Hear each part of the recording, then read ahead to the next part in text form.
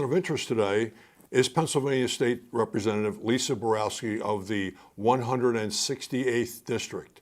Lisa will explain that about her constituents shortly. Lisa has been a guest of Mainline Television since her terms as a Radnor Township Commissioner. Prior to that, Lisa was a member of the Radnor School Board. Lisa is the wife of Mark and the mother of 2 sons, one of whom is an attorney. On a personal note, Lisa and I have known each other for many years. Lisa is a firecracker, as you'll see. She is devoted to her constituents and dedicated to service. Lisa, welcome. We are streaming worldwide now. This is a first for Mainline Television. So I certainly hope that Governor Shapiro is taking a peek at this to see what type of lady he has working for him. I don't know. He's a busy man. He's a busy man. Well, you're a busy woman. We are busy. It is busy. It's good to see you. Thank you. It's good. It's good for you to be back. Yeah, it's nice. You and I go way back from the time you were, like as I said in the introduction, as a board member, as a commissioner. Did you always have ambitions to go beyond being a commissioner? No, not really. No? You know, I love local politics. I love local service, and you know, everyone I worked with at the township, and my colleagues on the board, and serving. You know, being really close, like serving the residents. So, yeah, you know, it just kind of evolved and worked out that way with the redistricting and a seat opening up. So yeah, I did. It wasn't really something that I aspired to, but I'm glad I'm here. So, a lot to learn still. You're very humble. You have to be. 168th district? Yeah, state legislative, House legislative district. What does that encompass? Now, remember, you got to speak in terms of, there's people that are watching and listening that don't know specific areas. You're in Delaware County, though. So Delaware County. So there's, across the state, there's 203 legislative districts. They are divided up based on population, and the areas include, so everyone's district includes maybe between like 62 to 64,000 people. So that breaks down to 203. And my district is the 168th, and I represent the townships of Radnor, Newtown, Edgemont, and half of Middletown Township. I split Middletown Township with Rep. Leanne Kruger. So they're all in Delaware County? We are all Delaware County, yes. And you running for office, you go door to door? Yes. And what do you tell them? Vote for me.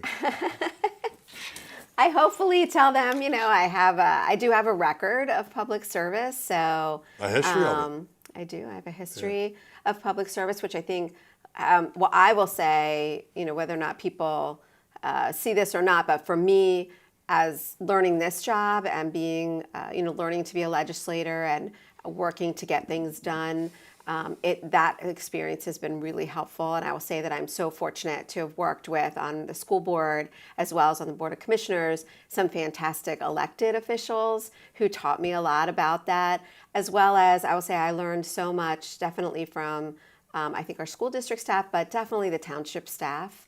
You know, we have some amazing people who we work with at the township, and they taught me a lot about how we can you come together, there can be compromise, where can we find that?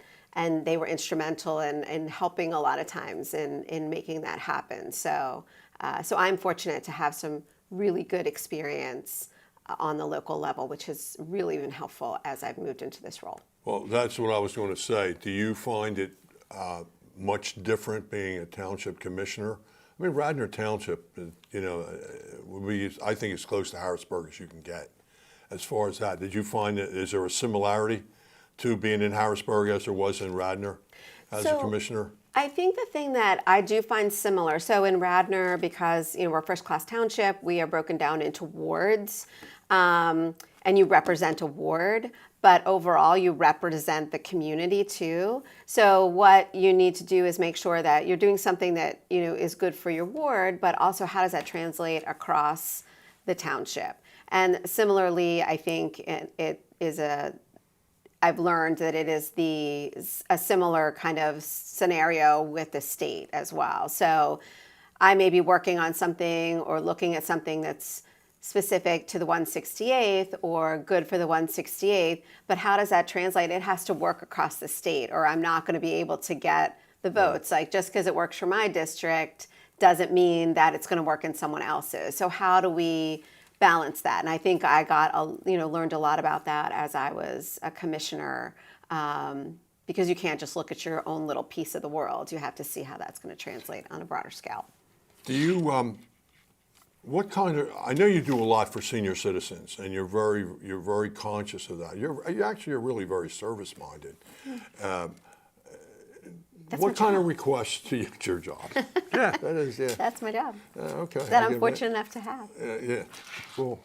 And you're very modest again. What type of requests do you generally get from your constituents? So I will say that, our district is, I think it's a little unique. I'm sure everyone will say that about their districts. But, one of the things that makes us unique, so you mentioned seniors. We have a lot of seniors in our district. We have a lot of continuing care retirement communities or other facilities that serve seniors in other ways. So there are 10 in total in our district, varying levels. So I have over 13,000 seniors in my district, which is a big proportion.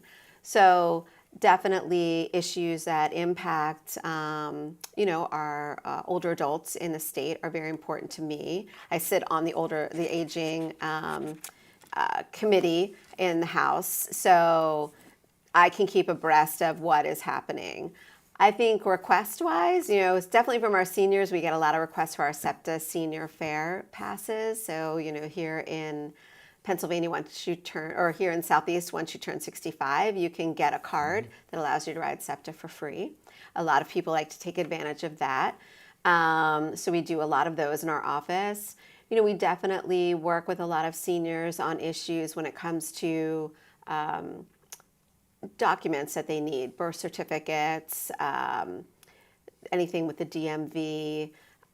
So we work also, so there's property tax rent relief for seniors here in Pennsylvania. They raised the threshold last session. What is that again? Tax relief for what? So property tax rent relief. Here in Pennsylvania, you can apply and you can get money back for your rent or for your property taxes if you are 65 and older and meet the income threshold, which is $45,000 a year. And it's and here in Radnor, so if you get the property tax rent relief, the school district also matches that. So that's a nice thing that the school district has done here. So we do a lot of that for our seniors as well, because a lot of them, many will qualify for that here. So those are some of the things that we specific around seniors. And then, we offer all kinds of events and programs. So 2 weeks ago, we had a shred event and an electronics drop-off. We had a lot of seniors who came and brought us, things to be shredded, important documents and things like that. So that's a free service that we offer as a state legislative office. I partnered with our Senator Amanda Capoletti on that. Good lady. So those are some of the things we offer specific to seniors, and then certainly there's a whole slew of other things we offer everyone else. Do you find that your educational background, because you worked as I think a marketing person in a hospital, right? So you took a big chance, no? Leaving your job to take a shot at being a rep, right? So did you find that your educational background helped you, or was it more the Radnor commissioner stuff that was more beneficial to you? I think my work experience has also helped inform what I do as a state rep. Certainly, so I did marketing, PR, communications, community relations, a little bit of government relations in my roles over the span of 30 years. Boy, I'm really making myself sound old. In working in healthcare. So yes, that has been very helpful. My comms backgrounds a lot of people get my newsletter. People really like the newsletter. I do have staff that supports me in that. So, my office, Maria, my office, and Lauren, our staff are out in Harrisburg. But a lot of it is me, and people tend to like that. So, and I know how important it is as a communications professional, that if people don't have information, they're going to fill it with their own, and a lot of times it may not be right. So I feel a strong responsibility to make sure that people have the correct information, or at least access to resources to get the correct information. So that's really important to me, and it was when I was commissioner, and now, certainly now as a state rep. How did your husband Mark feel about you going from a job, commissioner, and now you're kind of away from home more than usual? He probably likes it now. Do you think he likes it? I know well, my wife would like it if I weren't.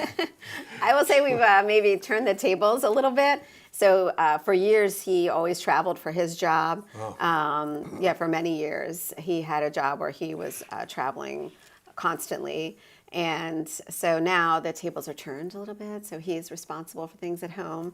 But your sons are out. Yeah, There's nobody home. They are. Got to take care of a dog. He has to take care of the dog, which is a big responsibility. Right, and mow the lawn. Yeah. So, but I think he's very supportive. He's always been very supportive of all of the public service roles I've gone for. And he is, I think he's hopefully one of my biggest fans. But he's also a really good sounding board for me. So he is, we are not always politically aligned, he and I. And he's definitely, I think, a little more conservative. He's on the conservative side. He's a registered Republican. I'm a Democrat. So he has always been a really good sounding board for me. And that is, I find that invaluable and really important. And we may not always agree, but it is helpful to me to know how I need to not concede, but collaborate, be more collaborative, shall we say. Compromising. Compromise. Now I have to ask you the question that it made national news. I don't have to ask you. I wanted to ask you. The Chester Crozier closing of the hospital. Mm-hmm. I don't read the paper, and I only know what my eyes tell me. But what happened?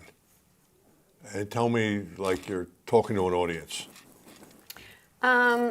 So I think, on the very most basic level, what happened is a private equity firm, Prospect Medical Holdings, they came in 2016 to purchase Crozier. And Crozier at the time was, I think, as many of our hospitals are, experiencing many challenges. Healthcare is a challenging business right now. It is challenging to manage. The reimbursements are challenging. Staffing is challenging. I mean, there's many challenges. So I have the utmost respect and admiration for those who work in the healthcare industry right now. And you worked in it. Mm-hmm. Yeah. So, and I do. So, for me, I see both sides. Right. So I've seen both sides. So I was administrative side. I've been a patient. My parents are patients. So you see both sides. Now I have the legislative perspective as well. But Prospect Medical Holdings came in. They made a lot of promises to the community, to the county. Nothing in writing. Or can't you say? If you can't say, that's all right. I'm not sure everything that was in writing, but, there were definitely a lot of promises made around investment that they were going to make. They did promise, and this was in writing, they wouldn't close any of the hospitals for 10 years, that they wouldn't consider that. And that they would, they were coming in with the best of intentions, and they wanted to integrate into community. They wanted to serve the community. That I think, I can't speak to their motivation initially, but if you look at it in hindsight, I'm going to say that they were coming in with the intent to do exactly what they did. The system has a lot of land, They sold that land.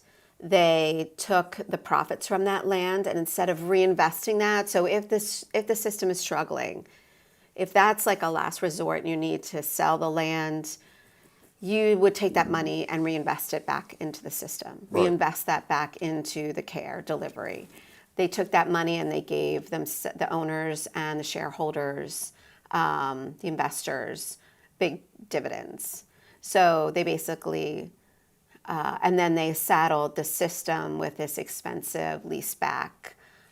So the hospitals were basically paying for the land that they had formerly owned.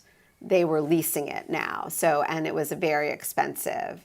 And ultimately that is what, they just couldn't keep up. It was too much. So not only that, but then there's another group that's pocketing this money from the hospital. So yeah, and when you look at systems that are, struggling, but they have all those kinds of assets, I think that they looked at it as a prime opportunity to make some money. And that's what they did. And then they left the communities with nothing. Who did they negotiate with to get the property in the beginning? Did anybody vet them? Did anybody look into it?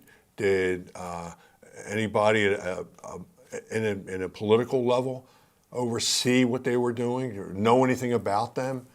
Or it's just like a business deal and that's kind of like what happened? So it is a business deal. It was owned by, Crozier Health owned it. They had a board. They had, it wasn't owned by the county or anything like that. So there was really nothing illegal they did. No, there was nothing illegal. I mean, even the leasebacks, there was nothing illegal that they did. I would argue perhaps immoral, but... Well, no, you don't. No, that goes without saying. Yeah. And unethical, I would think. So there is some oversight, but not very strong oversight right now. And we are working to try to provide for more oversight. And to empower the Attorney General's office to be able to, first of all, the Attorney General's office doesn't know about these things. Many times they find out the same time you and I would by reading the newspaper or something like that. So we're working on some legislation that would they'd have to provide notice. So the purchasing, the seller and the purchaser would have to provide notice. There would be review of documents. So with an idea to make sure that, who is this group? Are they reputable? Have they done things in other states? So if you look at Prospect right now, they've got, I think, their bankruptcy, it stretches over 4 states. With hospitals or other things? Yeah, just other hospitals. Yeah. Yeah. And no one's aware of this. Hey, these guys are coming again. It's this group or. There's no clear. There's no real guidelines or enforcement, and nothing to monitor. So moving forward either. So that's what we're working on. We're working on some legislation that would give the Attorney General's office some of that power to do that. To be able to look at what is in the best public interest. And there's a list of criteria around that. But, ultimately, is this going to be a good deal moving forward and in the long run? Because if our goal is to protect healthcare access in the state of Pennsylvania, and we know this is happening, so we point to Crozier a lot where this happened, but this has happened in a lot of other communities across the Commonwealth, and people are losing access. We have places that are basically maternal health care deserts where people have to travel over an hour to deliver a baby. There are places, especially in our more rural communities, where it is harder to attract providers. It's harder to attract people to come and stay but the communities are there and they need the care. So, how do we maintain that? How do we make sure that people aren't coming in with malicious intent? So I'm not exactly sure if that's the right way to put it, but how do we make sure that we are protecting healthcare and making sure that the deals are happening are in the best public interest now and for the future? There's nothing wrong with saying malicious intent, as far as I'm concerned, because that's what they planned on doing. But the thing about it is, you can't even go out and comment about what they did in a way, like criticize it, because they could sue you. I would think they have lawyers too. They're saying, well, this is like a character assassination or something, because they didn't do anything illegal. Well, I think that, what we've all been saying, and myself, and there are, legislators here in Delco, specifically to Crozier, legislators, my colleagues, many of whom have been working on this for a really long time, have seen what has been happening, have been trying to work with prospects. So when I first, joined the legislature, there was a monthly call. We had a monthly call with the CEO of Crozier, for updates. We had opportunities where people, my colleagues could share, complaints or concerns that were coming to their offices. Here, how can you address this? We need to address this. So there was a lot of dialogue. I think there just wasn't a lot of good intent to address a lot of these concerns. And sadly, many of these concerns were brought to us not by patients, but by a lot of the providers working there. We talk about the patients. There's over 2,600 employees that lost their jobs when this happened, and people who were dedicated to the system, to the communities, who were working under some really tough conditions, because they weren't paying suppliers. So supplies were, at a premium, finding syringes and sheets. I talked to a physician that worked in one of the outpatient surgery centers. They didn't have sheets to put on the beds. They had to cancel their procedures. So this is what was happening. And over time, it's certainly compounded. And these are the facts. So I would say that, if Prospect can deny those facts, that's fine. But, these are definitely the facts of what was happening and what they were doing to the system. I'm sure you've asked yourself this question: what happens to the people there? Where do they go if there's an emergency? I mean, they can't go to Delaware County. Where are they going to go to Lincolnville? By the time they get to Lincolnville, they might not be with us. So, that is a huge concern. So one of the things we also lost when Crozier closed is the EMS service that was there, which served about half of the county. So immediately what that did is sent a lot of the municipalities kind of scrambling, and the county did a really good job, I think, helping to step up to provide EMS service, because here in the state of Pennsylvania, it's really a municipal responsibility for EMS. So, the municipalities that didn't anticipate this, they didn't anticipate this expense, like they need time to figure things out. And the county's done a good job in helping to bridge those gaps. And we've worked with them as a legislature to help with that also. But to your point, it's a much longer ride to a facility now. Riddle Hospital, which is in my district, they have seen a huge increase in the number of visits to their emergency department. But they had been seeing that before, but now it's doubled. Or maybe doubled. It's a lot more. I was with their CEO, Shelley Buck, who, they have worked really hard to kind of pivot and, make sure they're addressing all the influx of people coming. But she said, I was with her the other day, and she said they had over 190 patients in one day at their emergency department, which is like a record for them. 190 patients, wow. Yeah. So that's a lot. And it's a lot for a hospital to try to absorb. And when you talk about staffing, all of the health networks have been very collaborative. And I will say, the county and the state, so the state labor department, the county, the local, providers, so the Penns, the Mainline House, the other providers here, the Jeffersons, they have come in and participated in a lot of career fairs and workshops and things like that to help with the placement of the employees who have lost their jobs. Well, I think they'll all get jobs eventually.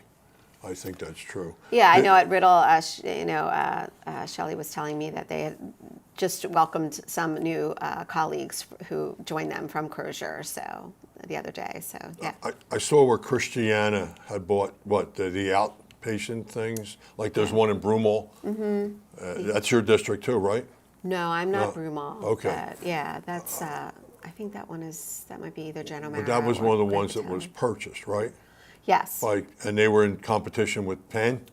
I think Mainline Health. Okay. Yeah, that from what I read, and I've only read what you've read in the newspaper Okay, around okay. that. Right. But this is all happening as part of the bankruptcy proceedings. All right. So then I'll go past that and I'll ask you. I saw that you took a train ride to Harrisburg with a group. we took it to Philly. We took a train ride Was to it to Philly. Philly? Right. Yeah, we took a train ride to Philly. About the SEPTA issues with the cutting in service, Yes. which I think is just saber rattling.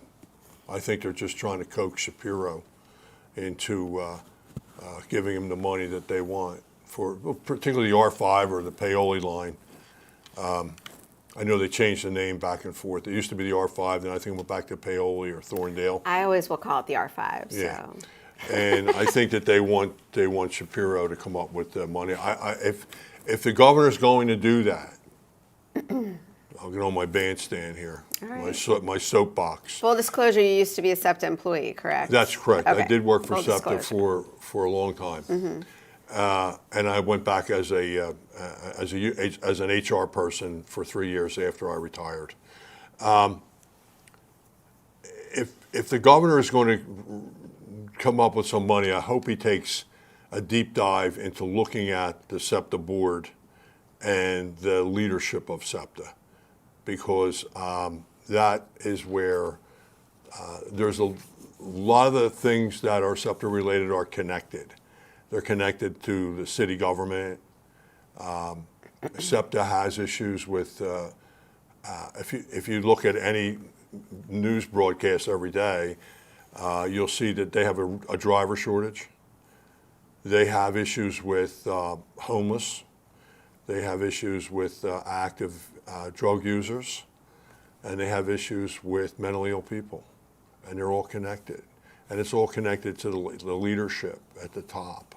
And I would hope that the former GM of SEPTA, Leslie Richards, has confided in Governor Shapiro and told him what she's observed and what kind of barriers that she's had to deal with.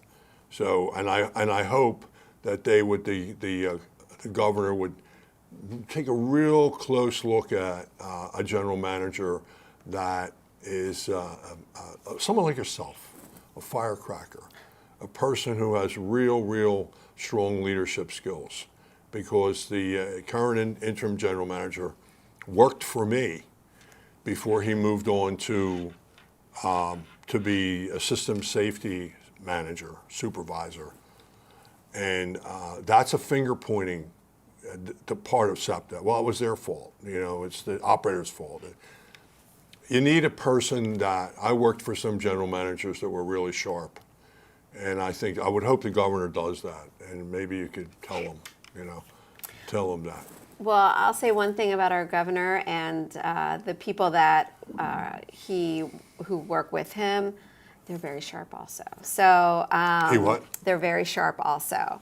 So I know that the SEPTA issue, and I can't speak to what has happened in the past. I can't speak to management and whatnot. That is definitely outside of my area of expertise. I have colleagues that are very engaged and involved in this, and I have a lot of confidence in them and their assessments. And I think everyone, and even SEPTA, has agreed that there have been problems in the past, things that I know they're working hard to address. So when it comes to safety on the system, cleanliness on the system, timeliness of the system. So, I know, and they freely, talk to us about that. We get updates on, some of their progress. So I feel like it's those, some of those issues that you have mentioned. They recognize that some of those are barriers to bringing riders back, which is, a goal certainly. But what I will say that, and I've learned a lot in this job in a very short amount of time, and also have a lot more to learn. But what I've seen is that, SEPTA, so the Southeast, we provide about 40% of the revenue for the state coffers. You're talking about the Paoli line. I'm talking about the Southeast. Okay. So as a revenue generator for the state, about 40% of the revenue comes from the Southeast Pennsylvania. So we are a huge hub of industry, whether you're talking in Philly, you're talking in the suburbs. So big business, small business, healthcare, bio, we run the gamut. So if you're looking at Philly and the collar counties. And I've probably heard from more people on this issue than I've heard from on any other issue since I've been here, and people saying that how important and essential SEPTA is, whether it's and some of these stories, we're telling these stories on my social pages, so if anyone wants to see these, but, whether it's the grandmother who is getting to a doctor's appointment, or she is, providing, a caregiver for her grandkids, and she's, trying to get around, but she doesn't drive. SEPTA is essential. I had a colleague of mine, someone who I have worked with, who's told me the story of his mother who was diagnosed with breast cancer and decided that she was going to go to Penn for treatment. And she needed some very aggressive treatment. She got to and from Penn for that treatment every day on SEPTA because she couldn't drive. And, at the time, it was the best way for her to be able to do that. People who commute every day, whether it's into the city or a reverse commute. When I was at Drexel, my first co-op job was in Haverford. I worked for a law firm there, and I used to walk to 30th Street and take the train out to work every single day, so back and forth. It is essential for people to get to their jobs. And then when you I think they estimated that if you just the loss of the Paoli-Thorndale line, you'd be adding another 130,000 cars, I think that's the number, to the Schuylkill Expressway. Well, that's the largest. Which is crazy. Yeah. I used to commute on the Schuylkill every day. It's when I worked at Einstein, Schuylkill and the Roosevelt Boulevard. I can't imagine adding that kind of volume to that road at rush hour. What do you think will happen then? Do you think that there'll be a plan? Is there a plan in place to? So, as part of budget negotiations, and again, we have a very engaged and motivated governor. We have engaged and motivated leadership. Some of this is definitely happening, above my pay grade, John. For me, it will be when it's time to vote. I'm not trying to get any information. No, I'm just saying, a lot of it's happening above my pay grade. Our leadership, so Leader Matt Bradford, our appropriations chair, Rep Harris, they will, they're working, and they'll be working with our colleagues across the aisle and in the Senate to come up with, a solution that everyone can agree on.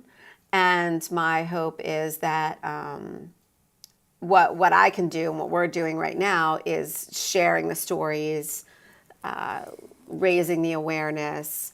I think a lot of times when people look at the Southeast, so people from other parts of the state, they only see Philly. They think Yes. it's just Philly. And they also think that Philly gets a lot. Well, Pittsburgh does. I was out there recently. So, and Pittsburgh has a pretty neat transit system. But They have a lot of bridges. They have a lot of bridges. So, so what will that look like? What will that end up being? What will the trade-off be? There are some of our colleagues who want more money for roads and bridges because that's, they don't necessarily have a public transit system in their area. But again, if you go back like way from one of the first things we talked about is you can't just look at it what's good for your little part of the world. Right, It right. has to be good for the state and statewide. Right. So I am confident that our leadership, will come to an agreement. We can't let SEPTA fail, and I don't think that there's anyone that wants to see that happen. It's just, it's going to be a matter of what does it look like. So, what's next for you? what's next for me after this? I have a meeting. No, I mean, I'm trying to find out when you're going to run for senator or Oh something. gosh, no! I have to. I still have so much to learn, and so much to That's a try really to good do approach. in this job. I knew people that I worked with that got a job, and they didn't try to learn the job they had, and they were looking at the next job. And I think that's unfortunate that happens in a lot of cases. But I know that's not true of you. I think this is a really important job, and I do. I have to say I do sort of take a little bit of a dim view of people who get in a job and then like, what's the next job I'm going to run for? Because people elect you to do a job. They don't elect you to be to use it as a stepping stone to get to your next job. If you work that job and you can prove that you're and earn the people's trust, get some things done, then, I think move on or consider moving on. I think it's good to have the experience, but, people elect you to do a job, and people elected me to do this job, and I'm going to do my very best to continue to learn and grow and get some things done, because there's a lot to do. When you run for office again, let me know. I'll support you. I know I'm not supposed to say this, but vote for Lisa Borowski. Stop. I'm not up for re-election right now. Yeah, no. But everyone does need to vote. So That's right. we have local That's right. elections that are very important right now. We have statewide judicial elections in November that are very important. So everyone needs to educate themselves on their candidates, and they need to vote. We need people to vote. It's really important. It is. We need an engaged Young electorate. people don't vote. They don't vote.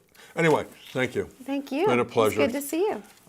Good. I'm glad you came back onto mainline television. Oh yeah. Anytime. With our guest today, streaming live, worldwide. This is John Ricciutti with a person of interest, Lisa Borowski, state rep. And until next time, and have a good weekend.